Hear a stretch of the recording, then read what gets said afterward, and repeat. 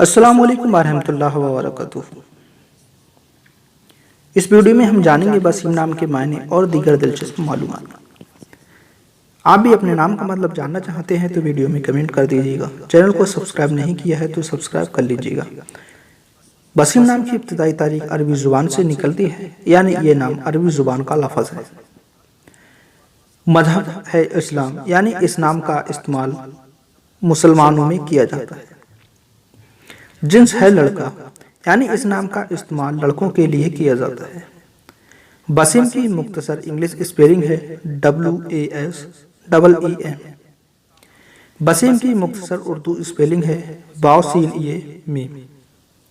نام کی تفصیل ہے وسیم اکرم اور وسیم الحق۔ اس نام کے افراد کے لیے موافق سمجھے جانے والے رنگوں میں شامل ہے سرخ، رنگنما اور ہلکا سبز، جبکہ موافق سمجھے جانے والے دنوں میں شامل ہے اتوار اور منگل۔ اس نام والے افراد کے لیے موافق سمجھے جانے والے دھاتوں میں تانبا شامل ہے۔ وسیم نام والے افراد کے لیے خشگوستی نمبروں میں 8 نمبر شامل ہے۔